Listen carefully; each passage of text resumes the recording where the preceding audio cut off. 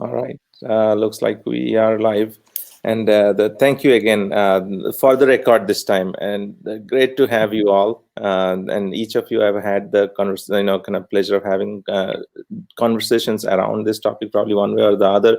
Bev and I, we met at the the NTCC Moonshot, like Tom Patterson's event. Stephen and I have shared stage many times. We have worked together. And Joe and I, we have been at the top of the mountain and back down again. Vishwas and I kind of sat down at the floors of RSA and thought, how can we actually get some of the great plans that we have put into action? And Michaela, great to see you here. I'm looking forward to catching up with you with respect to the work that you do. I've been following your work, not in a spooky way, but definitely appreciate the work that you're doing. So getting it all together. So just to kick it off, and before I hand it over to Vishal, what I would suggest is, this has been an area that I've been getting closely drawn into.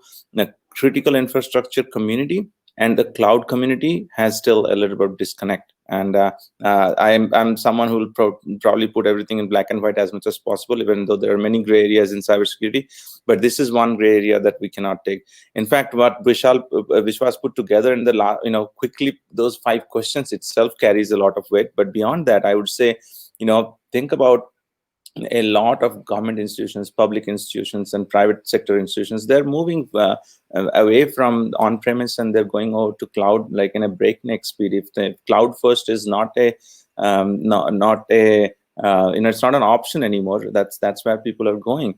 And slowly we are building another critical infrastructure for ourselves. The whole public cloud infrastructure is critical infrastructure now, if I may, right? And if you put those two together, I think it is very important for critical infrastructure, those that have been part of critical infrastructure security, come together to share the thoughts. And I think Joe kind of bridges the gap from both sides, right? Running a public cloud infrastructure himself and the securing it. And Vishwas, you stay at, across the board from cybersecurity. I think we got some of the finest cloud experts here, and also critical infrastructure aligned experts here. I think this will be a fascinating conversation, just to put you in a room and then have that conversation recorded, right? But otherwise, I'd leave it to Vishwas how you want to direct this conversation. I will be an engaged listener here. Okay, thank you. Okay, sure. Thank you. Can you hear me? Yes. Yeah. Okay, great. A little bit of, if you're a little bit closer, I think. Closer to the mic? Okay. Yeah, I'm going to come closer and pull my chair a little bit closer. I hope you can hear me now. We hear you good. Okay, great. And I just want to make sure all the panelists we can hear. I saw Michaela, she was trying to say thank you to you when you were mentioning all the good words for her, but I couldn't hear her. Can you just make sure? I can't hear her. To not interrupt. She's nodding, or unless she is unmuted. Michaela, we can't hear you. I'm unmuted on my end. Yeah, there you go. Can hear you now.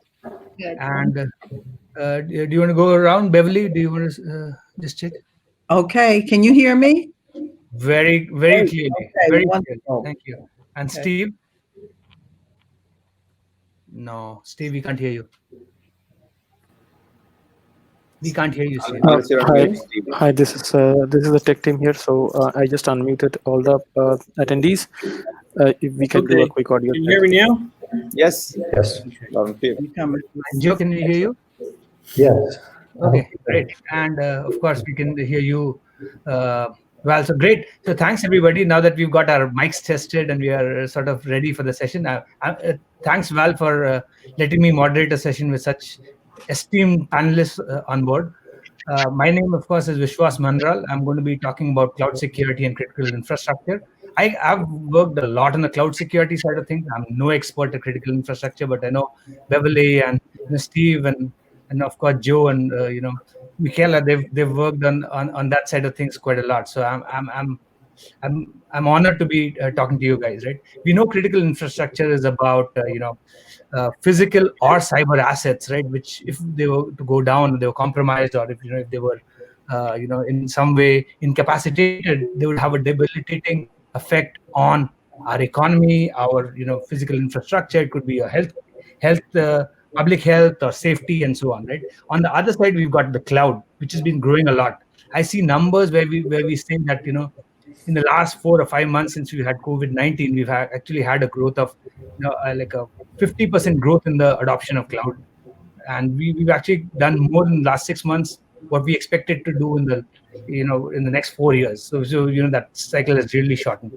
And what we're trying to do in this session is going to be about critical infrastructure and how it interplays with cloud security. And we're going to talk about a lot of different things. Right? As I see it, we're going to talk about what it means. Is cloud really, you know, critical infrastructure as we see it? How do you see the landscape, and how do you see it evolve?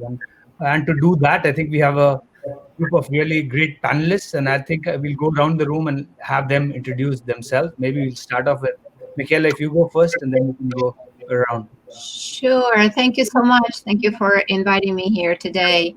I have just a minor correction. My expertise is basically in cloud security, cloud forensic. I did stretch my wings outside of cloud field and did some IoT for computing, just a little bit of smart cities and critical infrastructure, just a little bit. But my expertise is in actually cloud forensic and cloud security and cloud forensic. I work for National Institute of Standards and Technologies, and I'm a senior security technical lead at NIST. Like I said, and the areas of expertise are the ones that I mentioned before. I'm not coming from the operational part of NIST. I'm coming from the research part of NIST. Got it. That's great. Thank you. And Beverley, do you want to go next? Yeah, I'll go next. Okay, Bev Scott. I'm going to be totally, hi Steve, I'm going to be totally coming from the, really from the operational side of this. My experience has been in 40 years. I claim the public transportation industry. I've been at 9 systems and run 4 of them. This is not in essence, and then I also serve as vice chair for the National Infrastructure Advisory Council, which is one of 2 presidential councils that looks at infrastructure. You have the NSTAC and you have the NIAC. And our designated federal group is Department of Homeland Security and CISA.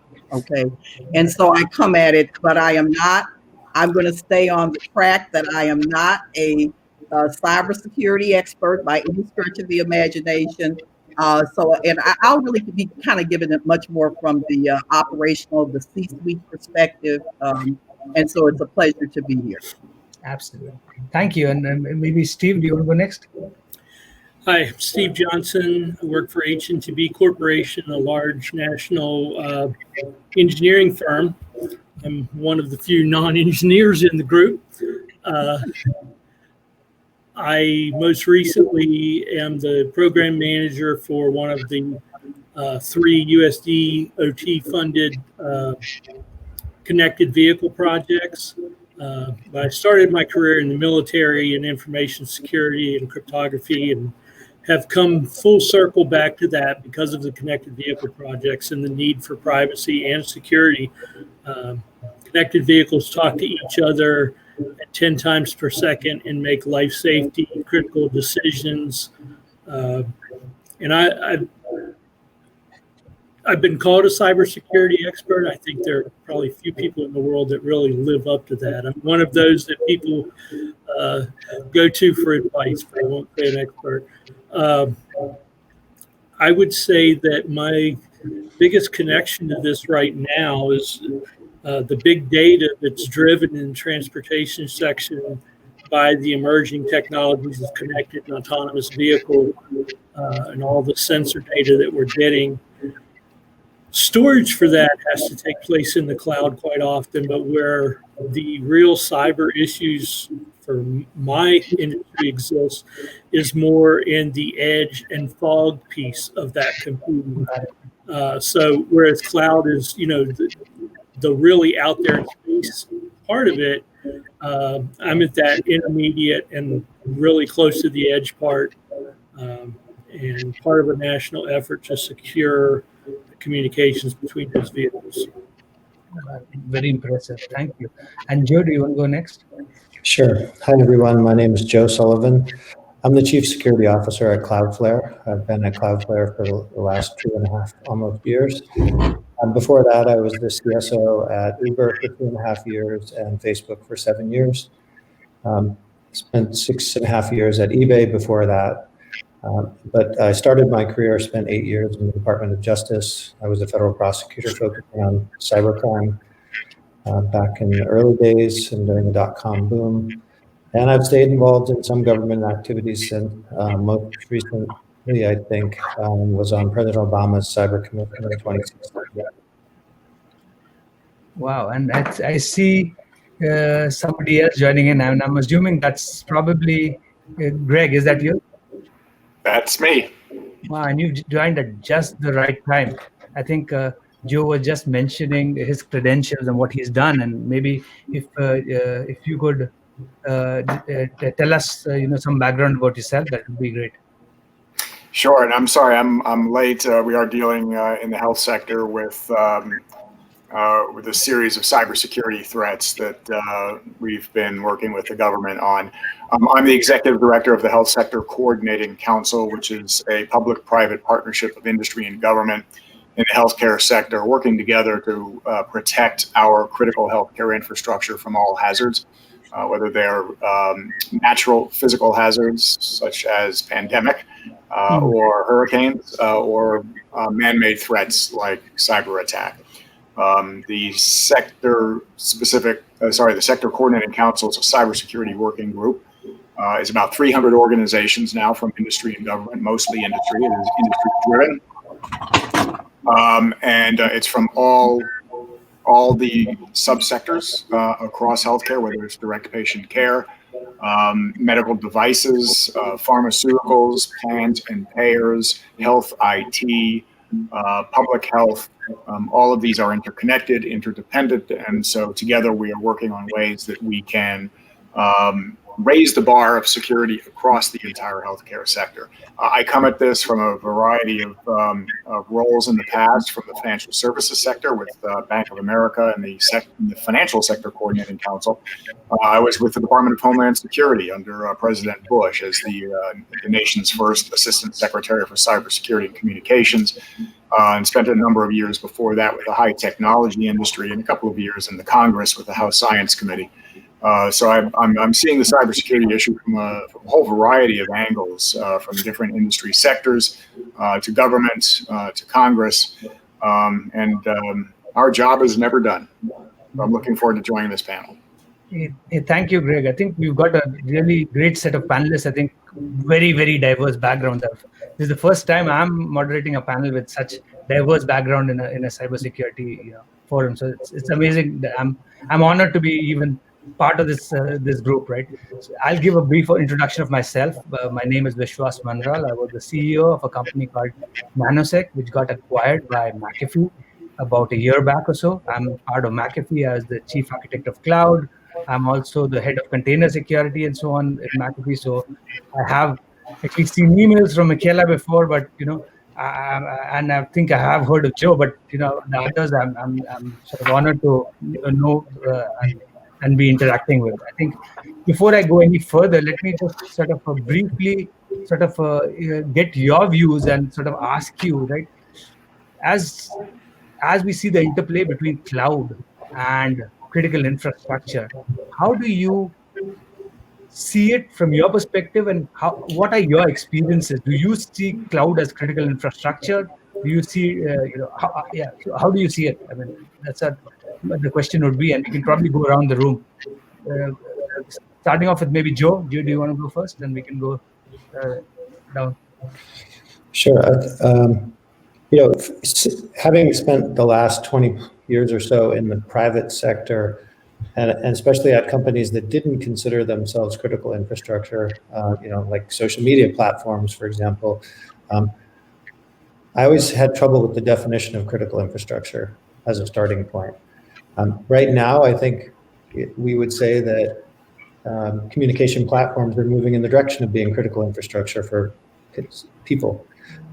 When Twitter went down because of a cybersecurity incident a couple of months ago, a lot of people weren't sure where to turn for their information because some subset of people got their news and other information from there, and the same thing could be the case with my former employer, Facebook. And so like that, the whole definition of critical infrastructure is something that I think maybe is evolving. Mm-hmm. And At the same time, use of the cloud has gone through the roof. I don't think that I'm not even sure if the terms are how they should line up with each other. To me, the cloud has become a core part of how most of the technical world operates right now. It just makes business and security sense for most companies to move a lot of what they do to the cloud. And probably you cannot function without using the cloud anymore if you're a growing business in this modern world. And I see it, from where I sit at Cloudflare, we have like one of our biggest initiatives that we're working on right now is FedRAMP as a certification that we want to meet as a company, and that we've started the effort to go down that path. And we're doing that because our customers are asking us to do it, and because government agencies are asking us to do it, because to be frank, a lot of government agencies are already using Cloudflare without us being FedRAMP, and because they, maybe they had a denial of a service attack, and the only solutions out there that were going to solve it for them were not, we're in the cloud, and so they had to go to the cloud. And so, from where I sit, I think it's inevitable that critical infrastructure is already operating on the cloud. Got it.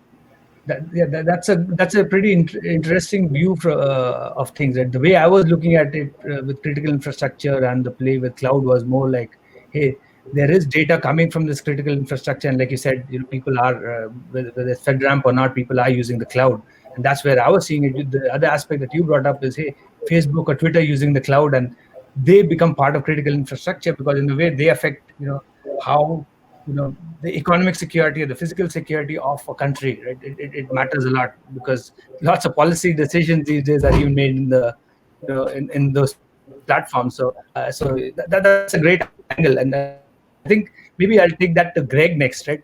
Greg, or maybe Steve. Steve, you mentioned, I think you're looking at things from a perspective of fog computing and edge computing. When you talk of cloud, right, it's not just the centralized cloud; it's fog computing, edge computing, and the critical infrastructure. So how do you see the interplay there? Well, 6 months ago, I probably would have had a little bit different response.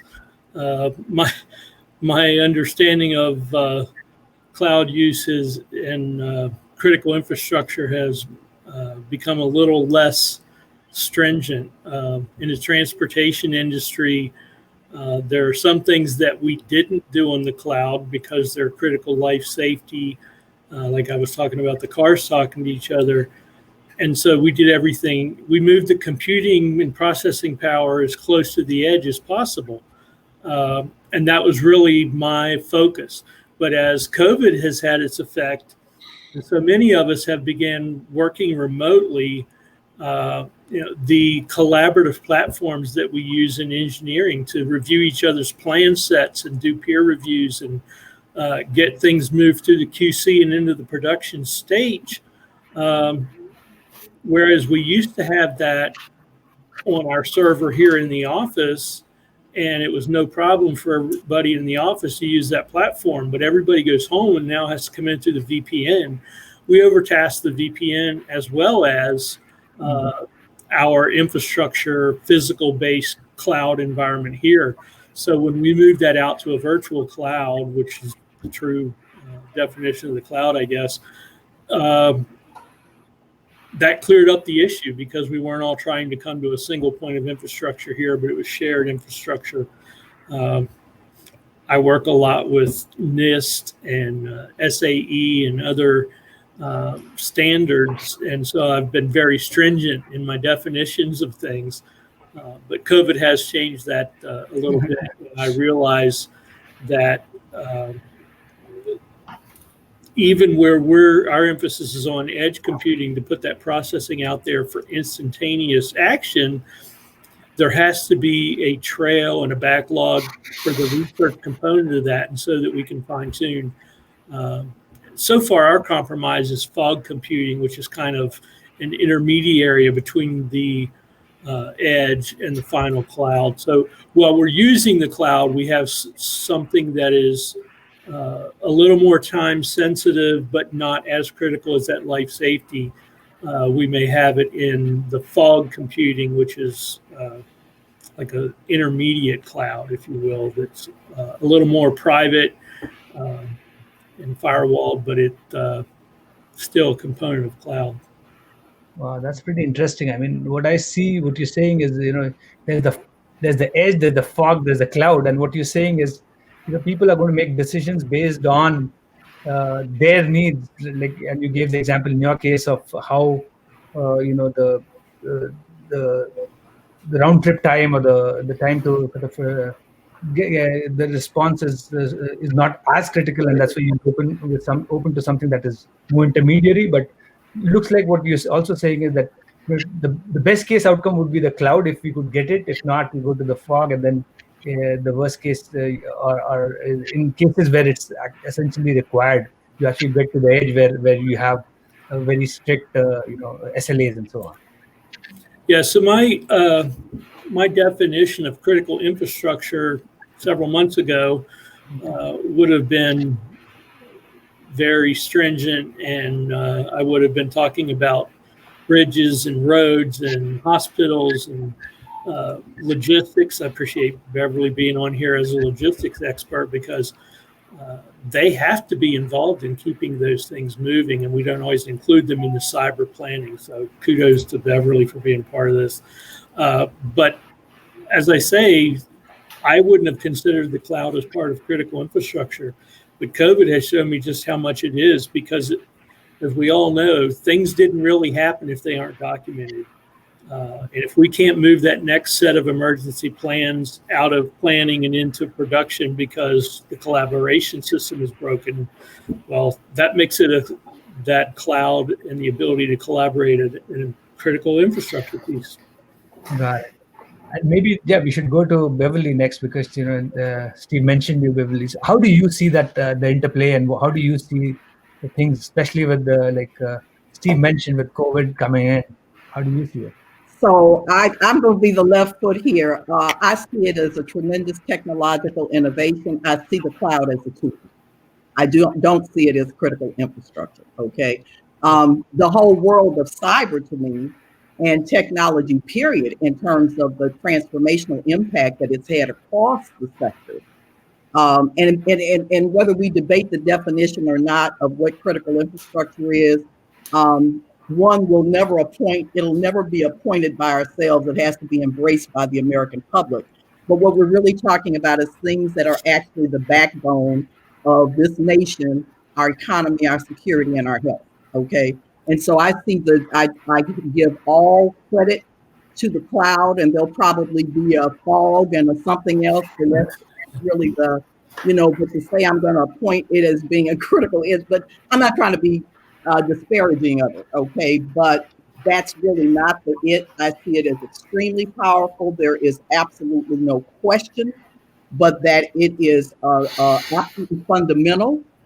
But there is so much work that we have as a nation to wind up doing in the critical sectors themselves. It is scary, the lack of controls, and it's not for lack of good guys. I mean, NIST has been doing stuff and things are out there, but I tell you, we just had one of the most riveting reports that came down, Steve will tell you, on the transport sector. Okay. And the reality is that the basic 101s that are required to have any set of controls relative to what's taking place in this world of cyber, we're basically batting, maybe we're at 2025, and that's from basic hygiene and all of that. So it's very difficult for me to get real esoteric. I say it's a tremendous innovation. It is a tremendous tool. There is no question but that it is being widely used. Oftentimes people don't even know what they don't know, and that is at the highest levels. Okay. And many of the things that are fundamental basic practices in hygiene and 101s and 102s, and it's not because NIST hasn't put out stuff and the sector coordinating councils aren't putting out stuff, but it's not happening. And then I will not even begin to talk about the fundamental, which is the inequalities that we have in terms of national access to all of this technology, if you will, that makes your life function. we are, and if COVID didn't show us anything, it showed us that this digital divide is beyond real. I wouldn't appoint anything until we, in fact, wind up putting not making it be anything that we got 1/5 to 1/6 of Americans that have, regardless of race or whatever, that don't have access to. I have difficulty trying to say that could become critical. I could say that I'm going to point that as critical infrastructure. I mean, I'm doing a lot of, but it's got it. Understood. So just to get your view, I mean, maybe for my own benefit, right? So what you were saying is, yes, there's a lot of innovation in the cloud. Yes, a lot of people are using it, lots of things, but there are more fundamental things in what we generally call critical infrastructure that is insecure. And then you also mentioned that cloud, or the technology we're talking about, is not evenly accessible to everybody out there, and so calling it critical infrastructure may not be the right way to put it. But powerful, important, critical, all the work that you're doing, I'm not disparaging it, but I just don't, it's not the it in and of itself. It's a powerful tool, powerful piece of innovation. Got it. And that's pretty interesting, and that's a really nice view that you've given. So, coming to Greg, maybe Greg, how do you see it from your perspective? Do you agree with Beverley, or do you see cloud as a critical infrastructure for the as a part of the critical infrastructure? What's your sort of view on it? Especially because I do take a different tack on it. I think, and I sort of go back to the fundamentals. And we do have a definition for critical infrastructure, and we can quibble over the words, but it has at least formed the basis of government policy over the past 20 years or so as to how we address critical infrastructure.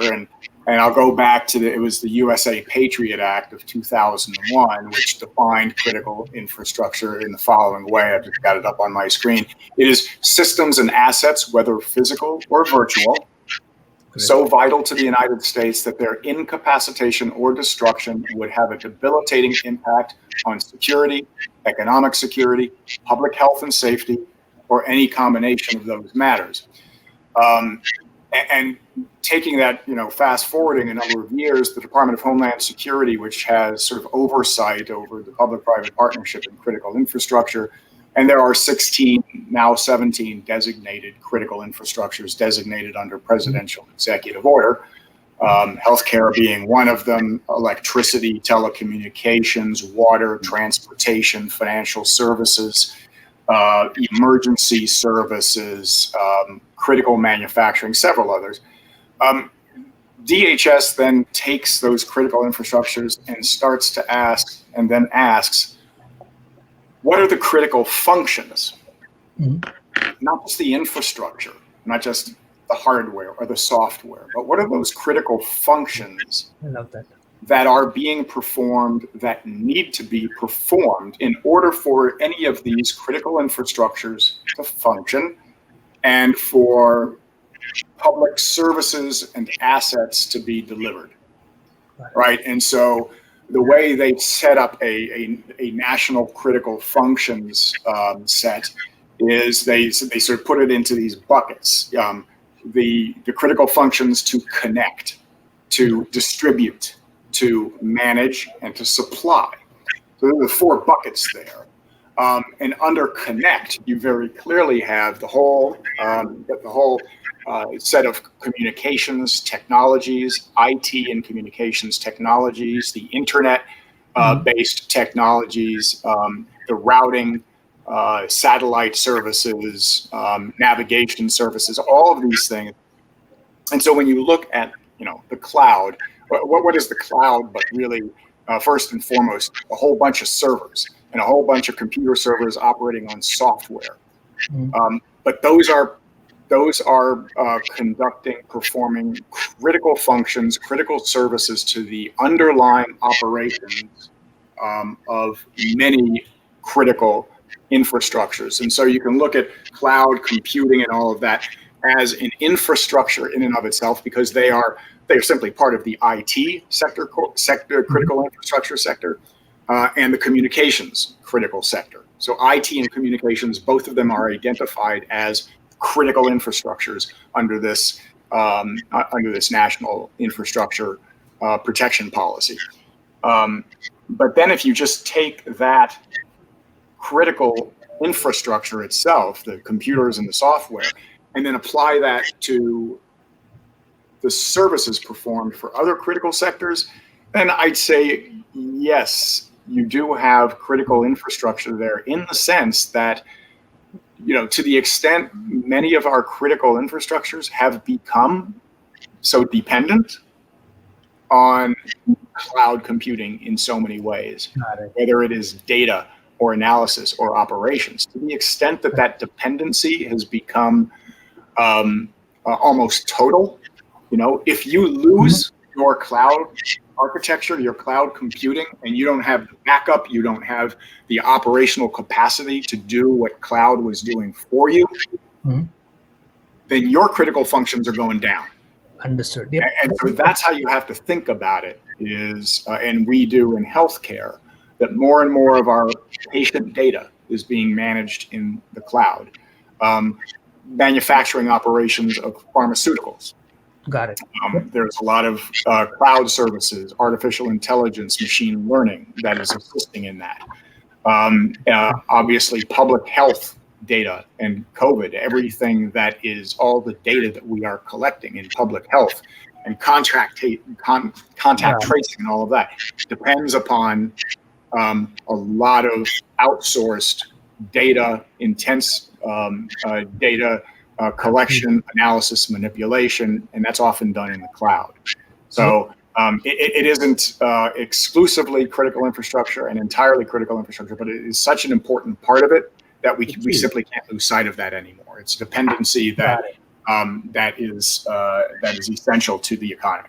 Absolutely. I think that's a great point you make there, Greg. I really love that point too. So maybe we should go to Michaela and get her view on it, because she's come from NIST, and she's the tech lead. Comes from the research side of things. How do you see it? I mean, we've actually had a definition of what is critical infrastructure. I think that's coming from your DHS website. I think that's what Greg gave it, right? And NIST, as NIST and as a researcher, how do you see this whole interplay? Well, this is very interesting, and it really reminds me of the debatable definition of what cloud is. But putting that aside for just a moment, I think that every one of you is right from the angle where you're looking at the problem. I tend to side more with Greg, and the reason why is, and I did a search. Internet is part of the critical infrastructure as defined by Federal Law Enforcement Training Center. It says that the internet underlines nearly every facet of our daily lives, and therefore it's a foundation for the critical infrastructure. If cloud becomes ubiquitous, and I'm not talking about cloud as a technology, that is a great technology, Bev is absolutely right. I'm talking about particular services that are the core of the critical infrastructure. So if the smart grids rely on a cloud service, that cloud service is part of the critical infrastructure, not the cloud technology as a general concept. I'm very happy to hear from Stephen that he's using fog computing, and I'm one of the driving force on trying to identify from NIST what fog computing is and what mist computing is, MIST is. It's more like a distributed cloud towards the edge, closer to the network fabric, to allow for functionality similar to the cloud to exist with lower latency. It's an extension, and if that's what is needed for as a service for part of the critical infrastructure, that has to be used. And it's up to us of how we package those services to become part of the critical infrastructure. That's my take on it. Yeah, that's great. I can see the battle lines are now drawn, right? It's clear where how people see it, but I love the sort of the input, right? And so I think Steve mentioned, right, from his perspective, he mentioned things around, with the coming of with COVID and the operations going remote and teleworking and virtual meetings, what do we need to do today to keep both the cloud and the critical infrastructure sort of secure? How do you see it, or does it change, especially as we see it, right? Beverley, do you see that change at all? Or I'll start from you. So I'm going to continue to come at it from this standpoint. Okay, I want, and I get it's the cloud, all of that. But let me just say this: I want it to be safe. I want it to be secure. But I have a damn problem with the fact that it's not accessible nor affordable to too many Americans. Pure and simple. Understood. Yep. And so from that standpoint, I hope that at some point during the conversation, we have some particular focus on that, because to me, that's very much it's beyond alarming. Okay, so that when we start talking about jobs and the evolving new normal and who has access and who can do this and who can do that and who can't, it's disturbing. And unfortunately, we can go running off in one tangent, which is critical in terms of safety and security, and at the same time find ways to ignore the great, tremendous chasm that we have in terms of those people who have absolutely no access. Got it. I think we should take it up. Let me go around the room, and I think that's a good question to take up next, right? How do we get it? Yeah. If you're calling it's critical, and if a big portion of the population doesn't have access, or it's unaffordable for them, how do we sort of get it? I think that's a good point. So maybe we could go around, right? I mean, Michaela, do you want to talk about it? Sure. Well, is any one of you that is not using cloud right now, or implicitly or explicitly? I think that everybody that has a phone is using cloud for backups, for personal use. Everybody that is using a Gmail account, which is a free, is using cloud. So to a particular extent, it's accessible. It's just probably not known that at the back of the service that we're using for free on daily basis, it's still a cloud service. Got it. Yep. So how do you see it, Greg? I mean, from your perspective, how do you see it? Do you see the things change with work from home, COVID-19, the teleworking and all those new things that are what people call the new normal? Do you see we need to do something different? I mean, of course, leaving aside what Beverley mentioned, right, saying it's not accessible, but leaving that aside, do you see there are things in the cybersecurity landscape that change because of that? And what is it, or how do you see it in your side of the wood? In the cybersecurity landscape with COVID, what we have seen simply is a surge of COVID-themed cyber attacks and phishing attacks. That doesn't mean that they are any more effective or innovative than any other form of cyber attack, and there are many forms of cyber attack. But we do have a broader attack surface now because we have so much work from home, so much use of personal devices intermixed with enterprise devices. And that creates a challenge for the average chief information security officer. So, I would say our attack surface has increased, but the attacks haven't been that much more successful. Ransomware is what we face in the healthcare sector most predominantly. And that's often using the tried and true method of phishing emails, something that comes to you looking like it's legitimate, but it isn't.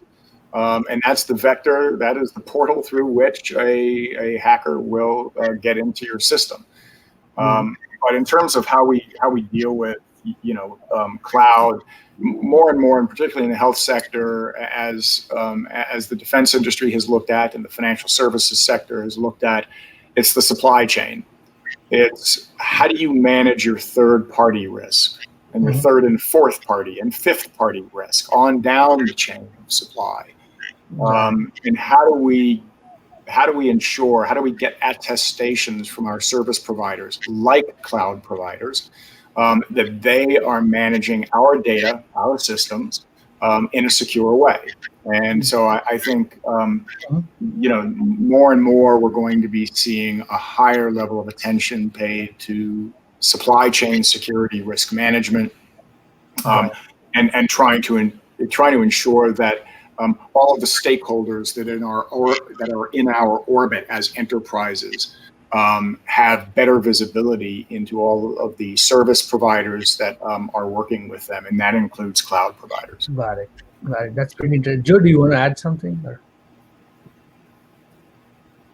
Yeah, I think I really liked Beverley's point about the cost.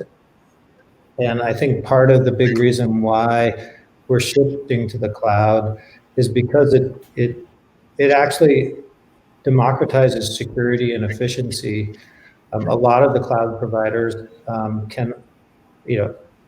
they have to build for the security of their largest enterprise customers, but then the smaller businesses get the benefit of that without the cost. And a lot of the cloud companies like ours will give away free versions of our product.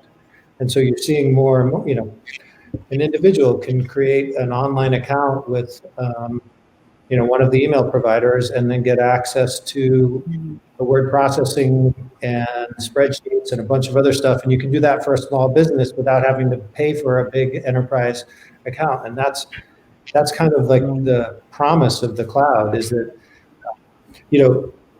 a lot of what we see in terms of compromises of small businesses is because 10 years ago, when that small business set up, they had to think about how do we set up our business on the internet by ourselves. And so they literally have some machines running in their closet of their small business, and they don't have a full-time employee who knows how to manage that. They have to bring in a consultant or a contractor.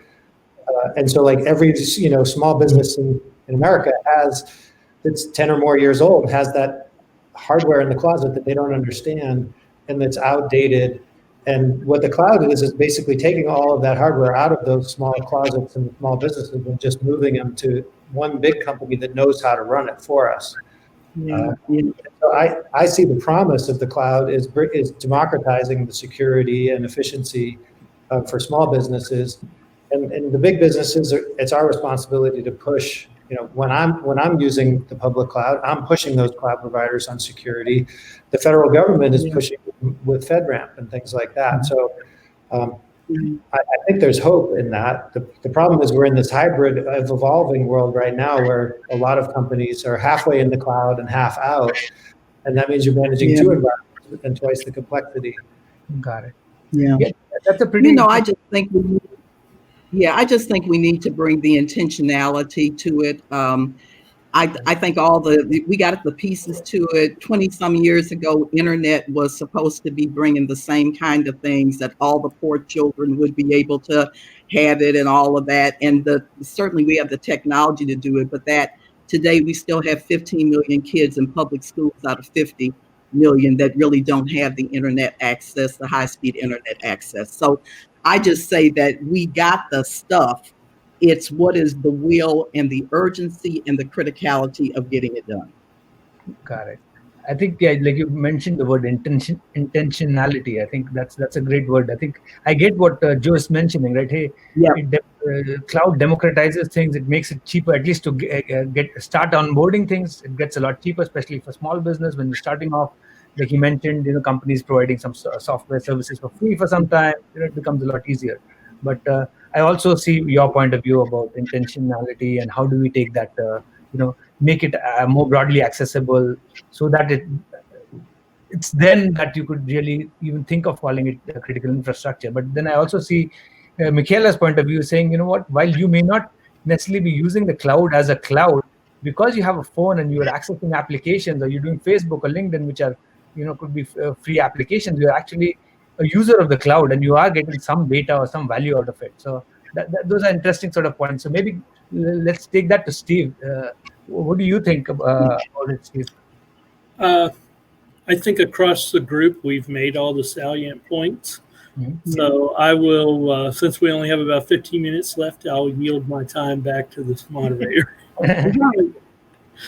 Yeah, I know, this is a great discussion, but I know we sort of going up, we sort of running out of time. So maybe this is what we could look at, and I think Beverley mentioned the question, right?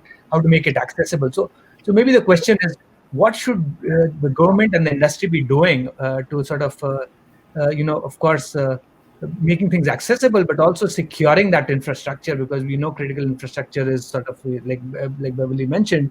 There are some fundamental things that are broken there, right? It's even the guardrails aren't in place. So what should the industry, the government, even the standard bodies be doing to make that that move forward in that path?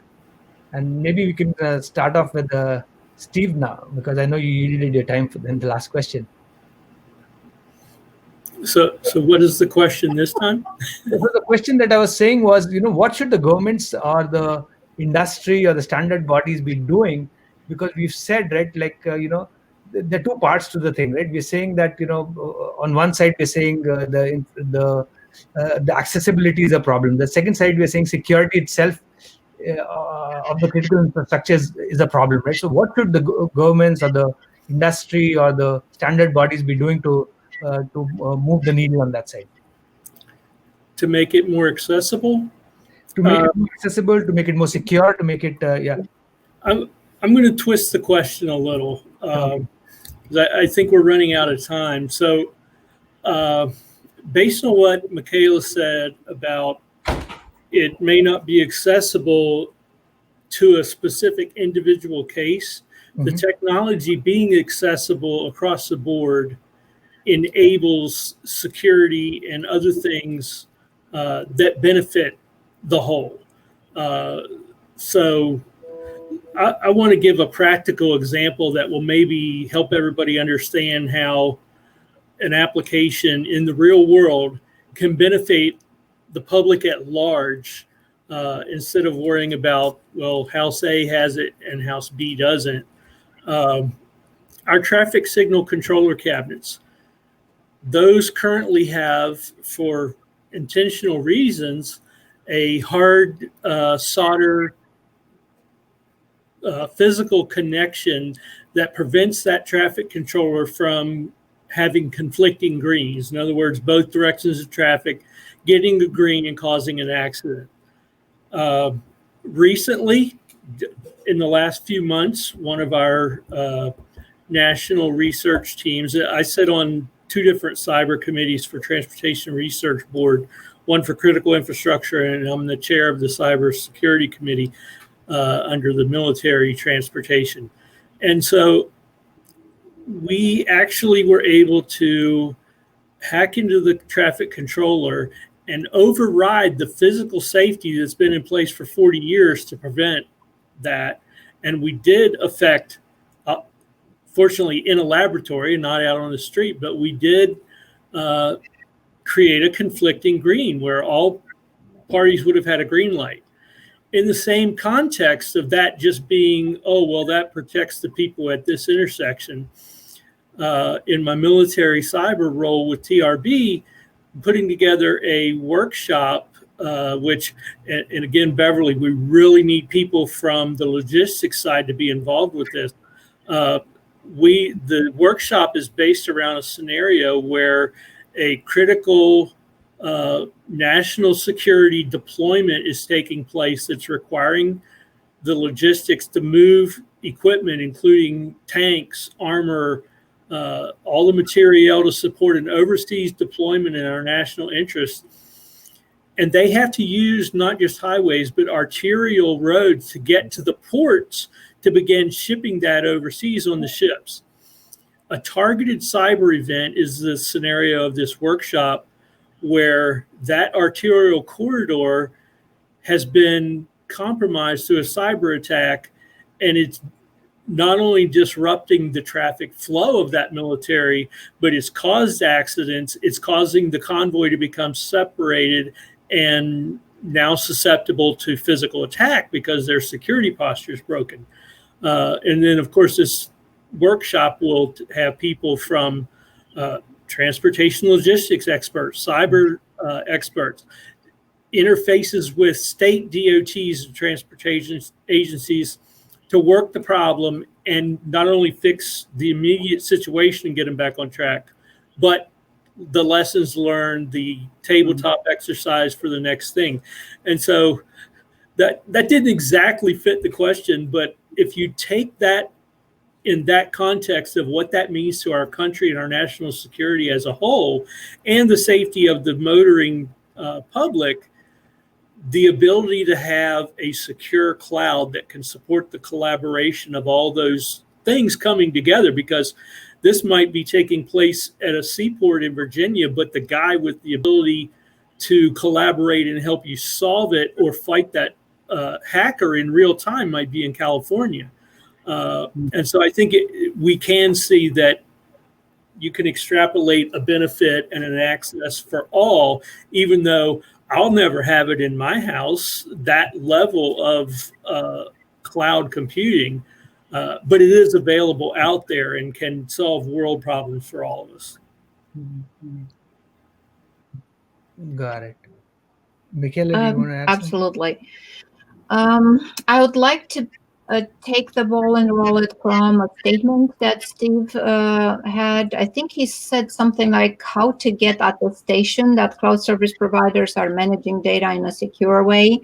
So I'll piggyback on that to answer to your question, what are the standards body and what are the government agencies doing together? So at least in my end, even before COVID-19 hit us, I was personally on a quest to identify the best approach to understand and take advantage of the cloud services. So in my world, a federal space using cloud does not mean we government agencies as data owner do not need to care if we are FISMA compliant or not. Because FISMA, or the Federal Information Security Modernization Act, is law for us. So what we did, we partner with FedRAMP here and try to come up with, looking at the, there is a part of the story, and I apologize for that. I had to take into consideration also what I heard from the cloud providers, and I hear that from Joe too. But the epiphany that I had on the problem came actually from AWS. If you look at what we need is slightly the opposite or the other side of the coin of what the cloud providers were saying. We are complaining all the time that we do not see, we don't have visibility into the cloud. And that's a great technology. We don't understand it, and we must do so. On the other hand, the cloud providers need to deliver services of high quality, advanced technology, but keep that secure also. Because if they open the doors to everyone, and Joe can testify to that with his vast experience from the past on forensic investigation, then the security postures diminishes at their end. So what we had to do was to come up with something that can operate as the Rosetta Stones, if you want, allowing in this way cloud providers to work with the tool vendors to be able to deliver in one language, if you want, or a particular format information all the way up to the stack for us and the user to be able to understand and have a clear understanding of the entire structure and entire vision. So what we did at NIST, collaborating with FedRAMP as government agencies, we developed the Open Security Controls Assessment Language, or OSCAL. And I'm proud to say that we extended that collaboration with ISO and allow that to be materialized in having the 27002 standard delivered in machine readable format. Why is that important? That's important because once you have this Rosetta Stone, once you have a standard of standards of representing the information in machine readable format, then you can put in place processing automation that allows you to constantly check on the security posture of your systems. This kind of approaches are very important in particular to critical infrastructure. If you want to know how secure is your component, the cloud service component, which is part of your critical infrastructure, you need to know that is maintaining what you knew in day one, and that is the same in day two, and you constantly are able to assess that or remediate if there is an incident, or if you have a new threat coming, as Stephen heard of something. So you can go and act upon that kind of information. So this is what we're doing at our end. At least is one tiny stone in all this that we put up as a foundation for the entire world to increase the security of our nation. Pretty interesting, very interesting. I think that's great work done by you guys, NIST, along with the other bodies that you mentioned, Michaela. Greg, did you want to add something there? No, I think it's been well covered. I think I think the work that NIST does is essential.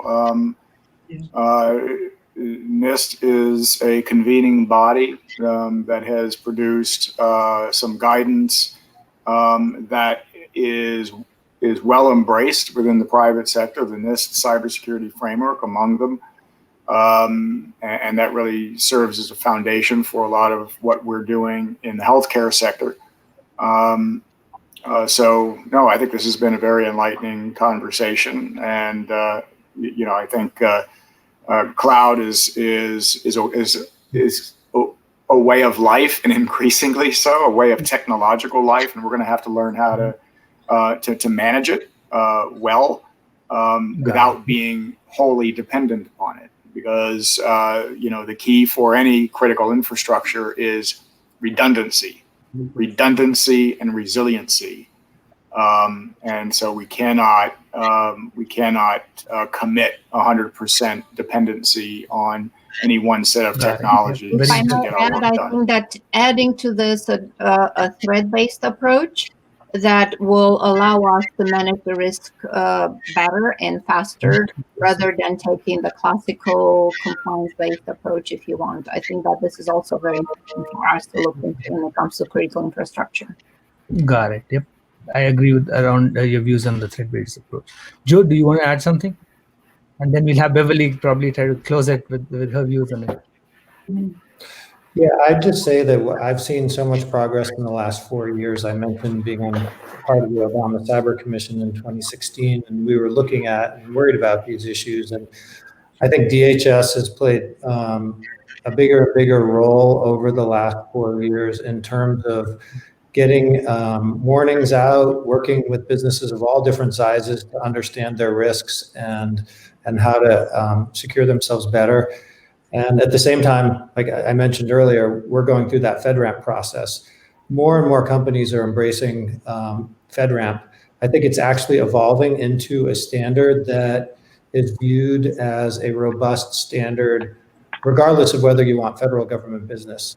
More and more companies are thinking, should we go through the FedRAMP process just to stress test our security? So much has changed in terms of government involvement and driving best practices in the last few years. It's really good to see. Over to you, Beverley. Well, I would say an amen to that. Okay. And I'm saying to all the things that have been said, because really a lot of this kind of was rocky and disjointed when it all started 20, 25, 30 years ago, so to speak. And it, I guess the points I would just say are, and this, the guidelines and the guidance is out there. Just about everybody, when you go and see what people say they didn't do, it's not because there wasn't guidance out there. It was the operationalization, implementation. So I guess a couple of things I would say is that there still remains just so much we don't know. Okay. And it is a very evolving threat matrix. Everything is much more complex than it was before. Interdependencies, cross-sectionality, we're so siloed that getting that right, okay, is a challenge across the infrastructure sectors, which of course then helps you in terms of prioritization, in terms of what your risks are. We kind of may know things this way, but when you start talking like Steve was talking about across the palette, that kind of coming together like that is often challenging. And I think that we have a major challenge in terms of raising the national visibility and the imperative and criticality of all of this. Okay. It is expanding the audience beyond kind of talking to ourselves. Okay. Because at the end of the day, it is really going to take public will, public understanding, and public support, if you will, to really take it to the real level that we can be. And that's going to take it's good work, but I mean, it's going to take work to do it. Got it. That's a great discussion. Thanks, everybody. I think there's so many other questions we have, but I think this was such a passionate discussion and such a great discussion. I know we couldn't get through everything. We have a limited time, and I know Val is there, smiling, waiting for us to close down and get to the next session. Val, do you want to take next? Well, absolutely. Thank you, Vishwas. Hats off to you for pulling off this great discussion. And I know there were battle lines drawn. And coming into it, we knew that. I mean, this was pretty much deliberately set up so that we have this great debate. But I can't wait to. I would say this is not the conclusion of a session, but I think this is the beginning of a real integration between the two discussions, and making sure that Michaela is included, because when she started the journey of NIST and Cloud Security Alliance were working together to put the standards. I think that is a public-private partnership that we took 10 years to get there. But I think this is another beginning in this particular domain, where we put these two critical items together, be it critical infrastructure or critical cloud security. So thank you all. This is a great discussion. And for those that are tuning in, our friends from CFF Australia are standing by. We're going to move from this session to the next one. But please take away from this the important lessons that we shared. Thank you so much, and take care and be well.